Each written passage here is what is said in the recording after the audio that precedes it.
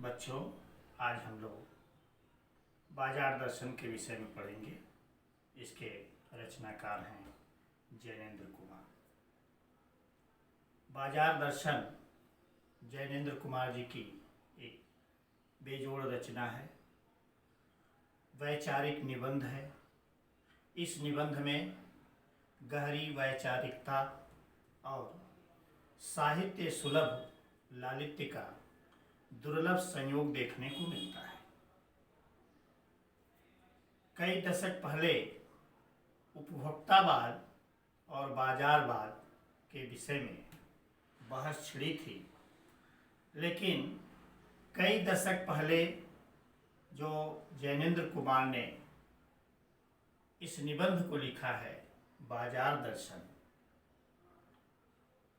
उसके अंतर मन को समझने के लिए, अंतर वस्तु को समझने के लिए, उसके लिए एक बेजोड़ नमूना है।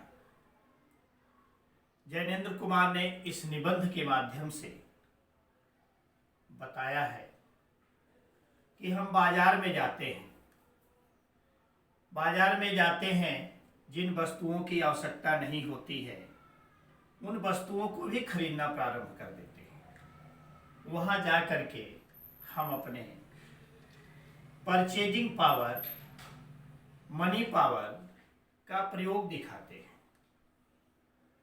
बाजार में जाकर अगर हम ऐसा करते हैं तो हम बाजारू संस्कृति का पोषण करते हैं और वहाँ से हम सामान तो खरीदते ही हैं, उसके साथ ही हमें निराशा मिलती है, पछतावा मिलता है, ईर्ष्या और द्वेष मिलता है, जिससे हम आहत होकर के घर चले जाते हैं। ऐसी स्थिति में हम बाजार में जाते हैं तो बाजार में जाने पर हमको अपनी आवश्यकता के अनुसार ही वस्तुओं को खरीदना चाहिए। बाजार की चमक दमक को देखकर हमें प्रभावित नहीं होना चाहिए। जो लोग बाजारूपन या बाजार का पोषण करते हैं, उस अर्थशास्त्र को लेखक ने अनीत शास्त्र की संज्ञा दिया है। उससे समाज में अराजकता फैलती है। अपने मित्रों के माध्यम से भी उन्होंने उदाहरण दिया है और बताया है कि अगर हम अनावश्यक सामानों की खरीदारी करते हैं तो मेरे पास जब अभाव हो जाएगा तो फिर हम दूसरे का शोषण करेंगे, दूसरों को सताएंगे, आपस में बैर बढ़ेगा, मनमुटाव बढ़ेगा। इसलिए इस संस्कृति को हमें खत्म करना चाहिए।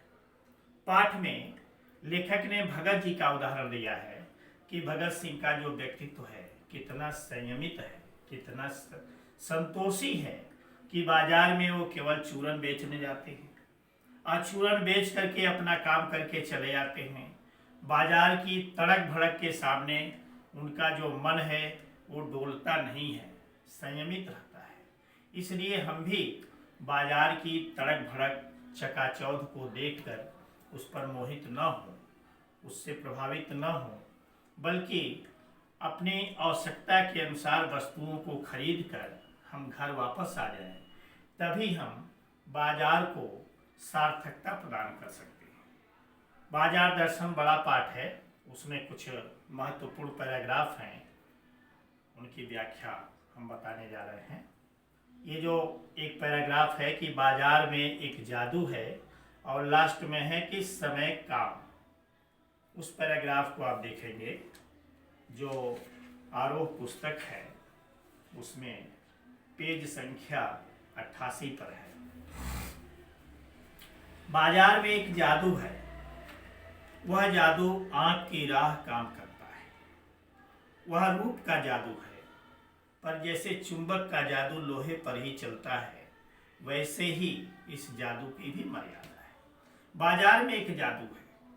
लेखक बताता है कि बाजार में जब हम जाते हैं तो बाजार की चकाचौंध से हम उसी में भ्रमित हो जाते हैं, उधर आकर्षित हो जाते हैं, उस जादू के चक्कर में पड़ जाते हैं। और वह जादू कैसा है? वह हमारी आंख की राह काम करता है। अर्थात हमारी आंखें जिन जिन वस्तुओं को देखती हैं, जिन जिन सामानों को देखती हैं, उसको खरीदने के लिए लालायित हो जाती है। वह रूप का जादू है, पर जैसे चुंबक का जादू लोहे पर ही चलता है, वैसे ही इस जादू की भी मर्यादा है। जैसे चुंबक है तो लोहे पर ही उसका जादू चलता है, लोहे को ही वो खींचता है। उसी तरह से जो बाजार का जादू है वो भी विशेष प्रकार के लोगों पर ही वह जादू काम करता है, अपने मर्यादा के अनुसार। जैसे जेब भरी हो और मन खाली हो, ऐसी हालत में जादू का असर खूब होता है।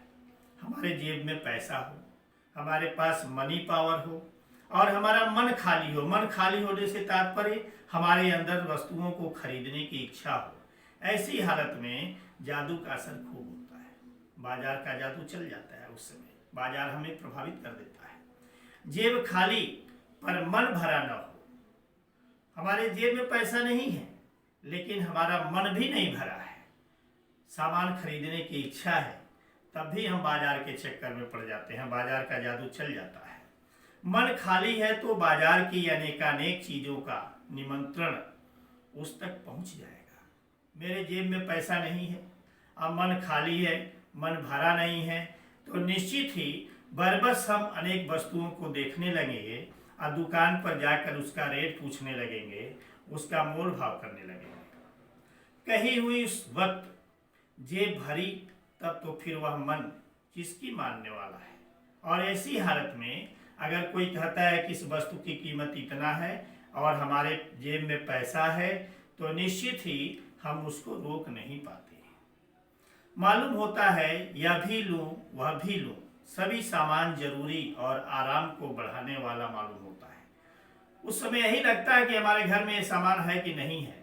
हम जाते हैं तो बाजार की चकाचौंध उसके जादू पर आकर्षित हो जाते हैं और कहते हैं कि इस सामान को भी खरीद लेना चाहिए, इस सामान को भी खरीद लेना चाहिए, ये भी जरूरी है, वो भी जरूरी है। उस समय हम विचार नहीं करते हैं कि हमारे घर में ये सामान है कि नहीं है, इसकी आवश्यकता है कि नहीं है, ऐसा हम विचार नहीं करते हैं। पर यह सब जादू का असर है। जादू की सवारी उतरी कि पता चलता है कि फैंसी चीज़ों की बहुतायत आराम में मदद नहीं देती बल्कि खलल ही डालती है। बाजार का जादू जब चढ़ता है तो हम सामानों को खरीदने लगते हैं जिसकी आवश्यकता नहीं होती है।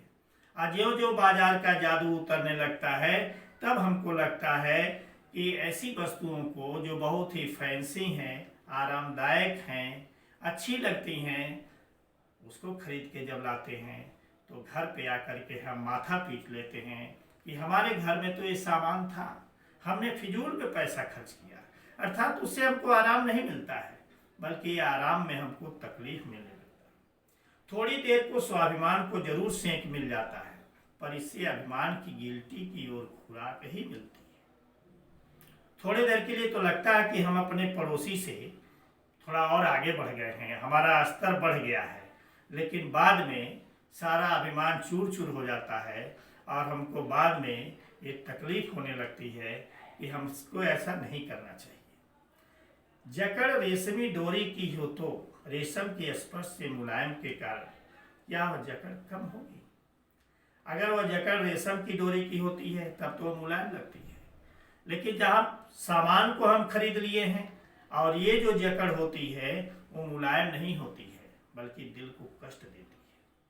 पर उस जादू की जकड़ से बचने का एक सीधा सा उपाय है। ज्ञानेंद्र कुमार जी एक उपाय बताते हैं। उपाय क्या है?